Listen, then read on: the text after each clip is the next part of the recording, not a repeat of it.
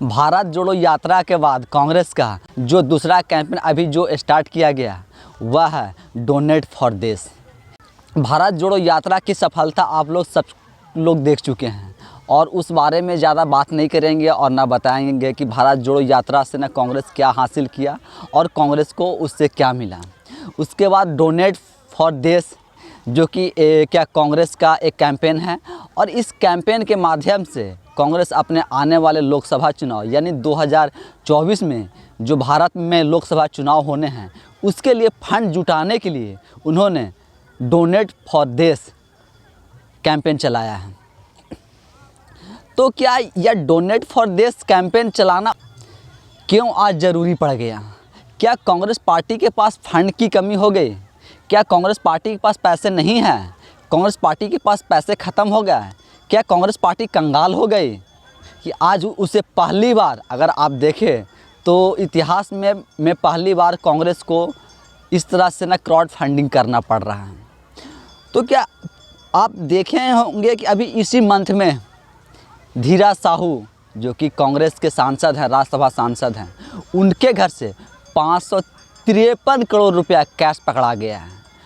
तो क्या ये सब कैश का उस कांग्रेस पार्टी से लेना देना है कि इतने बड़ा कैश पकड़े जाने के बाद इन्हें क्राउड फंडिंग करने की ज़रूरत पड़ रही है?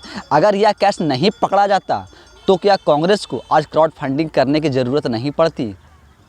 और जिस तरह से धीरा साहू ने इस पूरे कार्रवाई पे चुप्पी साध रखी थी और बाद में जब वो आए तो मीडिया के सामने जो उन्होंने सफाई दिया और बताया कि ये हमारे परिवार के न पैसे हैं, इससे पार्टी का कोई लेना देना है नहीं। तो जब कांग्रेस पार्टी का कोई लेना देना है नहीं और वह भी दिल्ली में बता रहे थे और जब यह सब कार्रवाई हो रही थी, इनकम टैक्स की रेट जब पढ़ रहे थे, तब भी धीरा साहू दिल्ली में ही मौजूद थे और कांग्रेस पार्टी का जो हेडक्वार्टर है वह भी दिल्ली में है और कांग्रेस के जितने नेता हैं या कल कांग्रेस के जितने शीर्ष नेतृत्व जो है वह भी दिल्ली में ही रहती है। तो क्या कांग्रेस पार्टी को आज अगर चंदा करना पड़ रहा है तो यह धीरज साहू की वजह से? क्योंकि अगर धीरज साहू के यहाँ से अगर कैश नहीं पकड़ा जाता तो आज कांग्रेस पार्टी को चंदा करने की ज़रूरत नहीं पड़ती और लोकसभा चुनाव के लिए इन्हें क्राउड फंडिंग करने की कोई आवश्यकता ही नहीं थी, क्योंकि 553 करोड़ रुपए सिर्फ एक राज्यसभा सांसद के पास है। तो आप समझ सकते हैं जब एक सांसद के पास से इतने कैश मिल सकते हैं, इतने अलमीरों और बैग में रुपये भरा रह सकता है, तो क्या कांग्रेस के पास और कोई सांसद है नहीं? सिर्फ एक ही सांसद के पास जब इतना मिल सकता है तो इन्हें फंडिंग करने की आज ज़रूरत क्यों पड़ रही है? ऐसे तो और भी सांसद हो सकते हैं कांग्रेस के, जैसा कि आज बताया जाता है कि इन्हें क्राउड फंडिंग ठीक है, मतलब सिर्फ कांग्रेस पार्टी नहीं, सभी पार्टियां इस तरह से ना चंदे करती हैं। लेकिन जैसा कि आज लोग बताते हैं बीजेपी के पास अडानी और अंबानी हैं, तो इससे पहले जब कांग्रेस की शासन थी, कांग्रेस की सरकार थी केंद्र में, तब कहा जाता था टाटा और बिरला, मतलब जिस तरह से आज अडानी अंबानी का लोग एक नारा दिए हुए हैं, उसी तरह से इनकी सरकार में टाटा और बिरला का नारा दिया जाता था। तो क्या टाटा और बिरला कल का जो नारा था, अगर आज अडानी अंबानी बीजेपी के लिए चंदे कर रही हैं, पैसे दे रही हैं, तो क्या टाटा बिरला आज क्या कांग्रेस के लिए चंदे नहीं दे रही हैं? क्या इनके तरफ से इन्हें फंडिंग नहीं हो रहा है? और जब इनके पास धीरज साहू जैसे सांसद हैं, फिर इनके क्राउड फंडिंग करने की क्यों ज़रूरत पड़ रही है? और हम जनता को इन राजनेताओं से भी एक बात सीखना चाहिए। सीखने वाली यह बात है कि जब इनके पैसे पकड़े जाते हैं, तथाकथित जो पैसे पकड़े गए हैं, तो इनका देखिए क्या है कि एक तो पहले से काला धन जमा करके रखते हैं, जितना जमा कर सकते हैं जमा करके रखे हुए हैं। जब इनके पास पैसे ख़त्म होने लगते हैं तो हम जैसे आम जनता और जो कार्यकर्ता हैं, पार्टी के जो कार्यकर्ता हैं, उनके खून पसीने की कमाई से भी वह लेने का उनका एक तरह से यह तरीका है और चंदा कर के जो मेहनत मजदूरी करके पैसे रखे हैं उनसे भी यह पैसा लिया जा रहा है। और कि कांग्रेस के 138 सालों के बाद उन्होंने यह जो क्राउड फंडिंग है वह स्टार्ट किया गया है। इसमें आप 138 रुपये से 138 के आगे आप जितना जीरो लगाना चाहें आप लगा सकते हैं।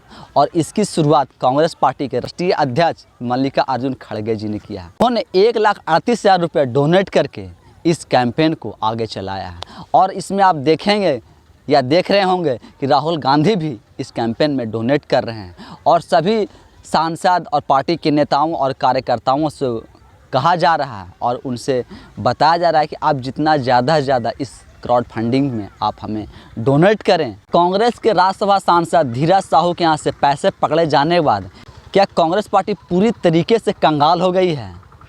अगर कंगाल इसलिए कह रहे हैं या कहा जा रहा है कि उन्होंने डोनेट फॉर देश, अब इसमें एक बात और समझने वाली है कि डोनेट फॉर देश, ये तो डोनेट कर रहे हैं तो पार्टी के लिए, लेकिन लिख क्या रहे हैं? डोनेट फॉर देश। क्या कांग्रेस पार्टी के जो पैसे जो क्राउड फंडिंग से जमा कर रही है लोकसभा चुनाव के लिए, तो यह पैसा देश में किस चीज़ के लिए इस्तेमाल होंगे? आखिर यह पार्टी के न चुनाव के लिए, पार्टी के नेता के लिए, पार्टी के कार्यकर्ता के लिए जो खर्च आएंगे उसके लिए जमा किया जा रहा है, लेकिन लिखा क्या जा रहा है? डोनेट फॉर देश।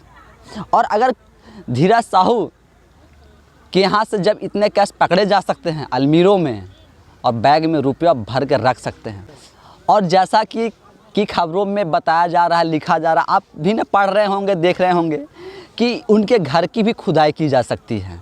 और खुदाई में जो कैश तो निकला ही निकला है, इसके अलावा सोना और जो हीरे जवाहरात होंगे वह साथ गाड़ के रखे गए होंगे, तो यह भी निकल सकता है। जब एक सांसद के पास इतना निकल सकता है, फिर कांग्रेस पार्टी को किसी भी अडानी अंबानी या टाटा बिरला का क्या ज़रूरत है? जब धीरज साहू जैसे सांसद हों, फिर आपको किसी भी अडानी अंबानी या टाटा बिरला की क्या ज़रूरत है? हो सकता है कि ऐसे सांसद और भी हों। जब एक सांसद जो कि राज्यसभा सांसद हैं, 3 बार राज्यसभा सांसद रहे हैं और ये कभी भी किसी भी सरकार में ना मंत्री बने हैं और ना ही किसी सरकार में रहे हैं, तो आप सोच समझ सकते हैं कि जब जो नेता और सांसद किसी भी सरकार में नेता के मंत्री नहीं बने हैं, तब उनके पास इतने पैसे हैं। लेकिन जो मुख्यमंत्री, मंत्री और सरकार में भागीदार हैं, उनके पास तो और भी ज़्यादा होना चाहिए। जब एक राज्यसभा सांसद के पास इतने पैसे हो सकते हैं तब तो क्या नेताओं का प्लान रहता है कि ठीक है जो पैसे तो जा रहे हैं, जो जनता के पास हैं वह भी पैसे हम कैसे खींच सके? क्या यह सब भी एक स्ट्रेटेजिक है लोगों से पैसे निकालने का? और जिन गरीब मजदूर या जो कार्यकर्ता होंगे जो डोनेट करेंगे, क्या कांग्रेस पार्टी उनके लिए कभी क्या अपनी तिजोरी खोलती है? क्या ऐसे कार्यकर्ताओं के लिए सहायता राशि देने के लिए क्या कांग्रेस पार्टी अपनी धनराशि का इस्तेमाल करती है? ऐसा तो आप कभी नहीं देखे होंगे, लेकिन इतिहास में पहली बार आप देख रहे होंगे कि कांग्रेस पार्टी को आज चंदा करने की ज़रूरत पड़ रही है। और यह भी तब जब एक राज्यसभा सांसद के यहाँ से इतने कैश पकड़े जाते हैं। तो क्या लोकसभा चुनाव के लिए ये सब पैसे रखे गए थे?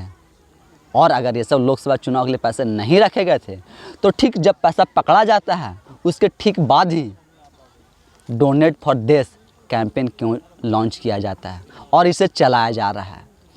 तो इन सब से हम सबके मन में एक सवाल जो आता है, और जब इस तरह से प्रकरण देखते हैं, घटना होती है, तो जो पहला सवाल आता है मन में वो यही आता है कि इन पैसों से ही कांग्रेस 2024 की लोकसभा चुनाव लड़ने वाली थी, लेकिन इनके पैसे अब पकड़े गए हैं, तो इनको फंडिंग की ज़रूरत है, इन्हें पैसे की ज़रूरत है। तो उन पैसों की अपनी फंडिंग को फुलफ़िल करने के लिए, अपनी ज़रूरत को फुलफ़िल करने के लिए इन्होंने क्राउड फंडिंग करने का प्लान किया है। 138 रुपये इन्होंने इसलिए रखा है क्योंकि कांग्रेस 138 साल की हो गई है, इसलिए कांग्रेस ने 138 रुपये मिनिमम डोनेट करने के लिए कहा। और 138 के आगे आप चाहे तो जितना जीरो लगा सकते हैं, ये आपके ऊपर है और आपके पे डिपेंड करता है। लेकिन ऐसा नहीं है कि कांग्रेस के पास या कांग्रेस पार्टी कंगाल हो गई है। कांग्रेस का अगर आप 2021-22 में देखेंगे तो कांग्रेस के पास 806 करोड़ रुपए की संपत्ति थी कांग्रेस के पास।